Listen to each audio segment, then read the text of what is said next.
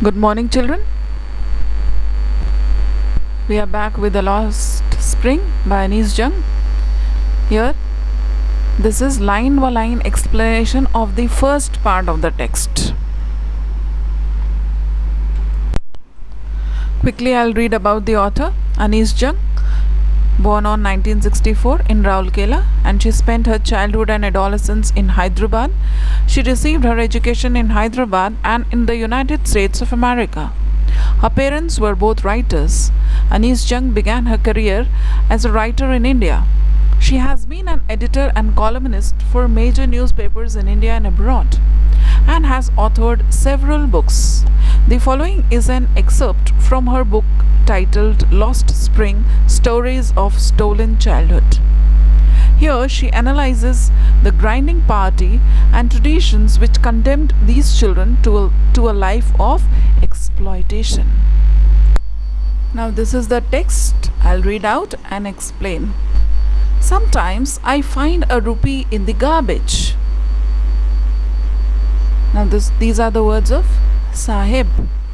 Sometimes I find a rupee in the garbage.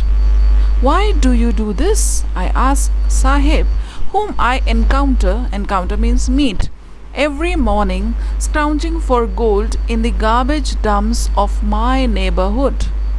Here, the author, she meets Sahib every day, and this boy Sahib, he looks for something in the garbage dumps. Actually, he is a rag picker.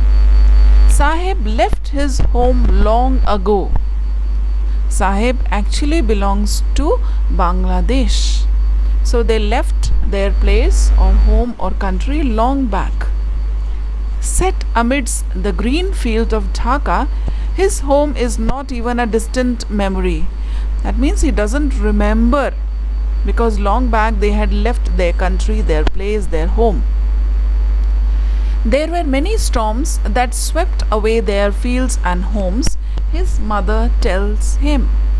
That's why they left, looking for gold in the big city where he now lives.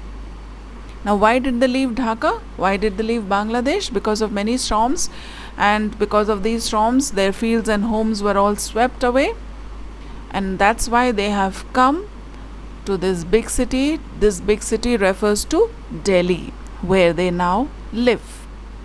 I have nothing else to do, he mutters, looking away. When the author asks that why do you do this? So he replies, because I have nothing else to do. Go to school, I said glibly, realizing immediately how hollow the advice must sound. The author says to this boy Sahib that if you have nothing to do, then you should go to school.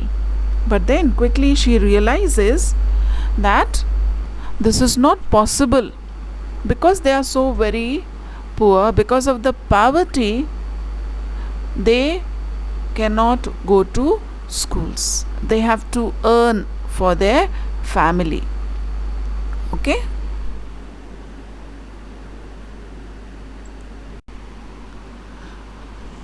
When the author says that you should go to school, see what is the reply Sahib gives? There is no school in my neighborhood. When they build one, I'll go.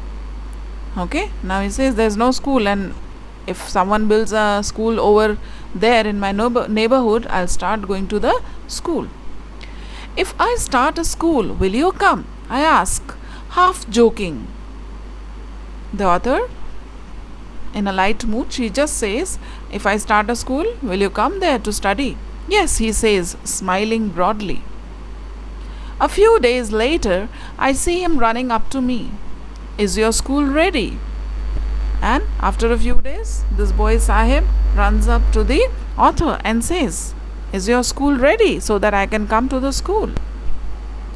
It takes longer to build a school, I say, embarrassed at having made a promise that was not meant. But promises like mine abound in every corner of his bleak world. Now, this author, she was a bit embarrassed because she just said in a joking manner And now Sahib is asking that whether your school is ready. Okay. After months of knowing him, I asked him his name. Sahib-e-Alam, he announces. He does not know what it means. If he knew its meaning, Sahib-e-Alam, it means Lord of the Universe, he would have a hard time believing it. Sahib-e-Alam, he just doesn't know actually what is the meaning of the name. Actually, Sahib-e-Alam means Lord of the Universe. Unaware of what his name represents, he roams the streets with his friends. An army of barefoot boys. Barefoot boys? Barefoot? When you are not wearing any slippers, shoes, chappals, then you are barefoot. Now here, this boy, Sahib-e-Alam, he used to roam in the streets. Lots of friends were also there.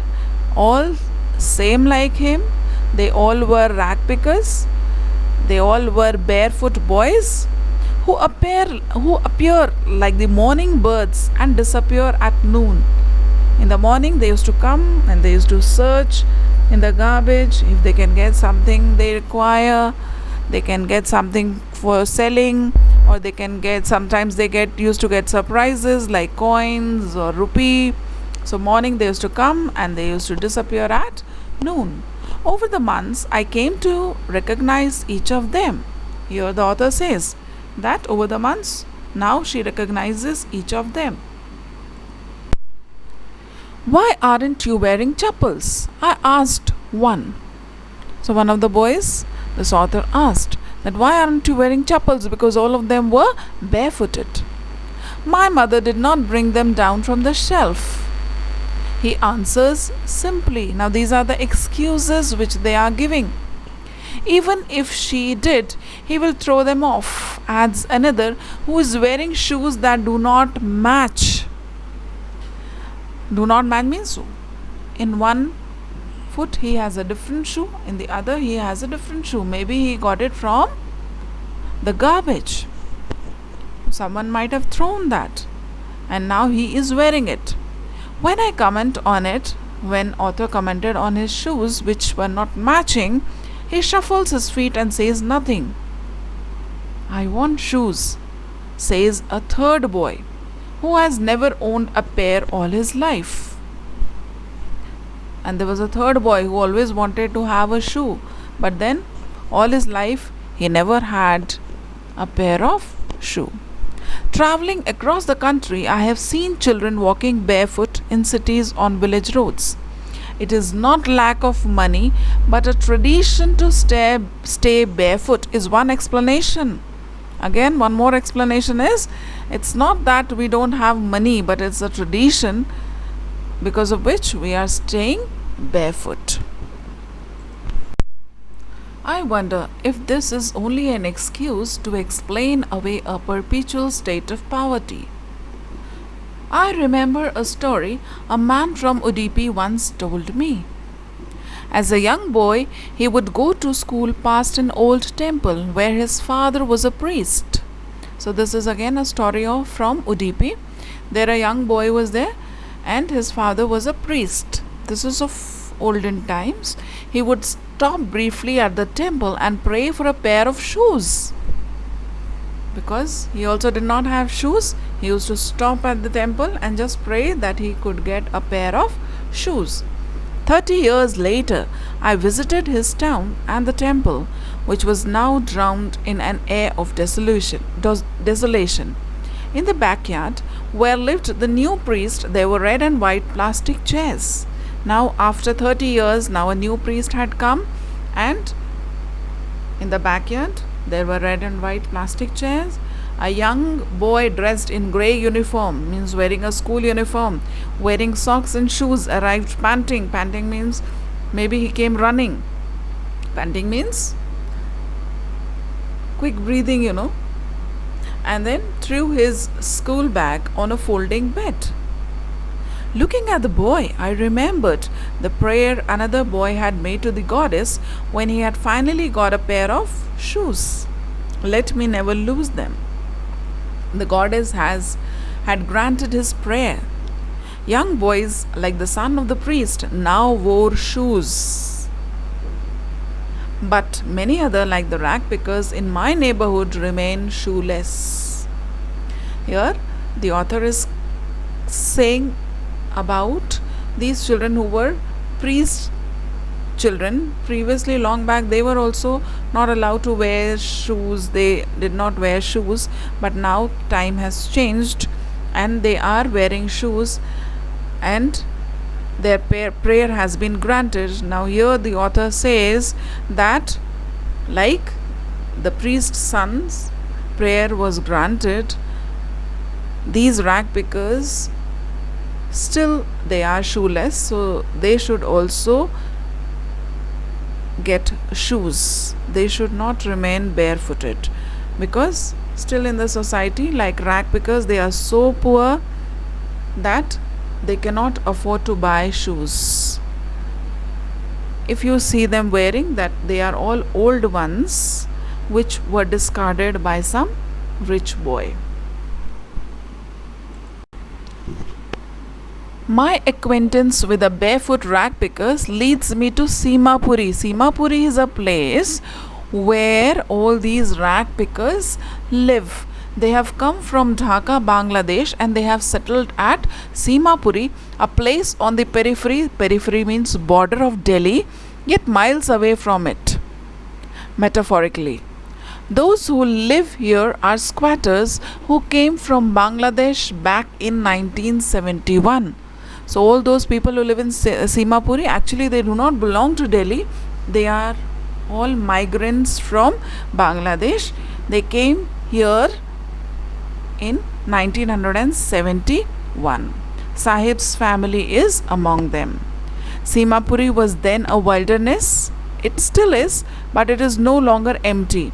At that time, 1971, Simapuri, very few people lived there. But now, because of these people who have migrated from Bangladesh, they have settled in this place in structures of mud. Now their houses all made up of mud huts. Small huts are there which are mud houses.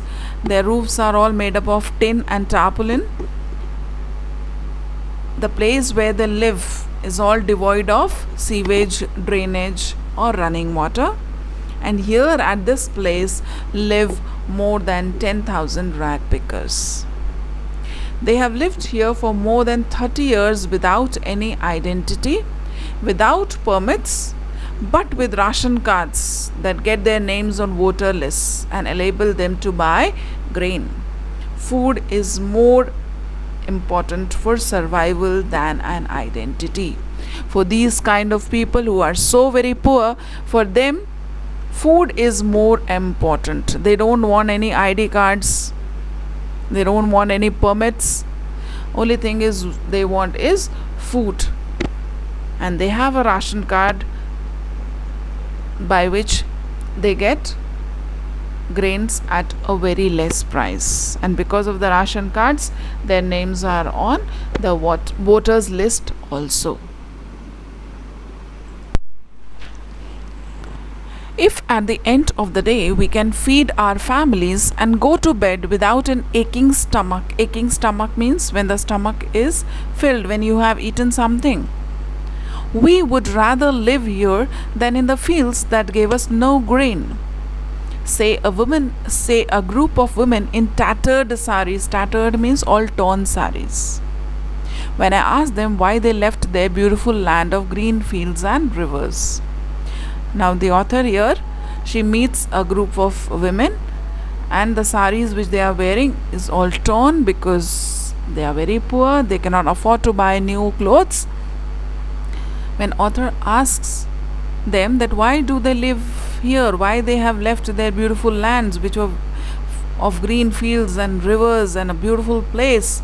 So here what is the answer given by them is that they don't want to live in those fields which did not give them any grain. Rather, they would like to live here where at least they can give their family members food.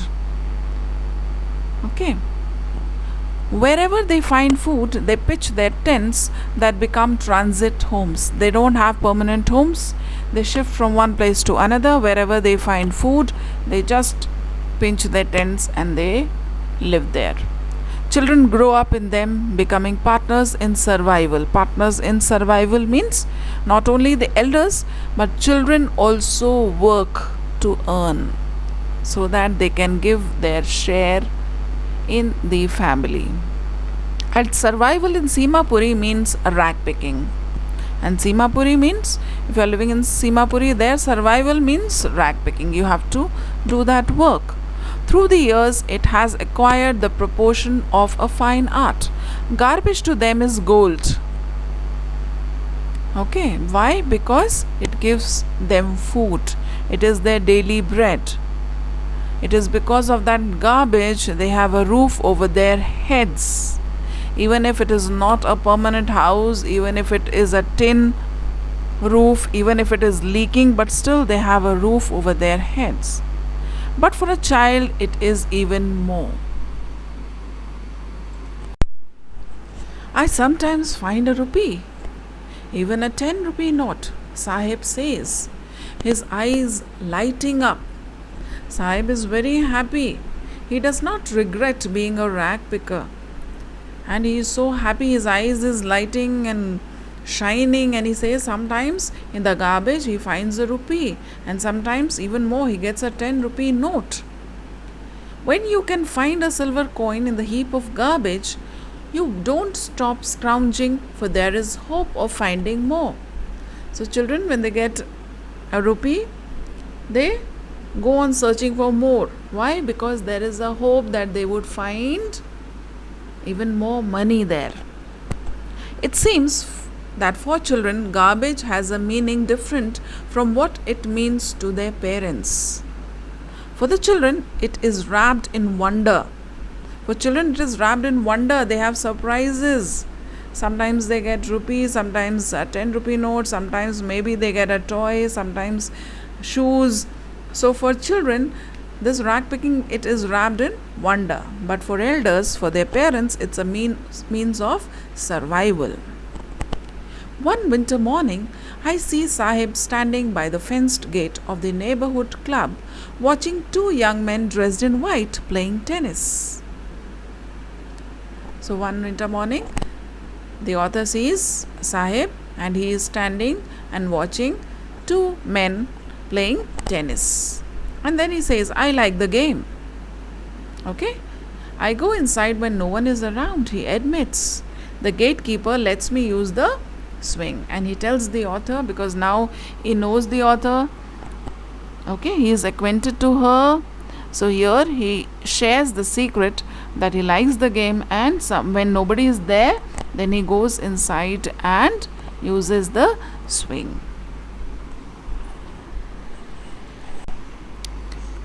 Sahib too is wearing tennis shoes that look strange over his discolored shirt and shorts.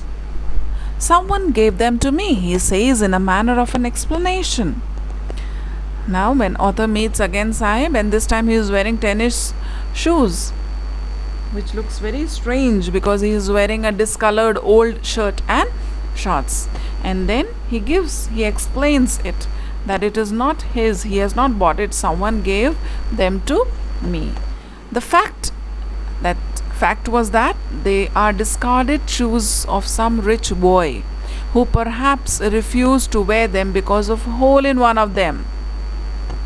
Okay, now these shoes were of a rich boy, and now he is not wearing those shoes. Why? Because there is a hole in one of them and he has thrown them. But for Sahib, it is something very good and he is very proud to wear it.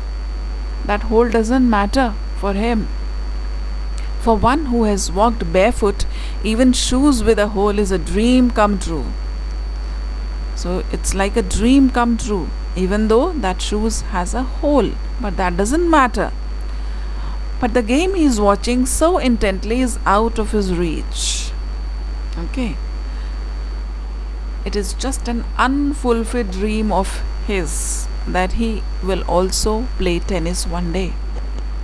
This game is out of his reach. This morning, Sahib is on his way to the milk booth. In his hand is a steel canister. So one morning, again author meets Sahib, but this time he is not having a bag on his back. He is on his way to a milk booth. He has started working there, and in his hand he has a steel canister. I now work in the tea stall down the road, he says, pointing in the distance. I am paid 800 rupees in all my meals. And he says he has got a job there and he gets 800 rupees as salary and all his meals there only. Does he like the job, I ask. His face, I see, has lost the carefree look. The steel canister seems heavier than the plastic bag he would carry so lightly over his shoulder. The bag was his. The canister belongs to the man who owns the tea shop. Now, when the author asks, "Do you like the job?" he doesn't seem to be very happy. The steel canister seems to be heavier than the plastic bag. Why? Because he used to enjoy that work. That bag was his own. Whenever he used to feel like he used to work, whenever he used to feel like he would roam about with his friends, whenever he used to feel like he could sit and relax. But now, since he was working in a place which doesn't belong to him, he has to work according to the owner. So now he's not very happy. Okay, that carefree look has been lost. The canister belongs to the man who owns the tea shop, and Sahib is no longer his own master. Now, this was the explanation of the first part of the chapter, The Lost Spring.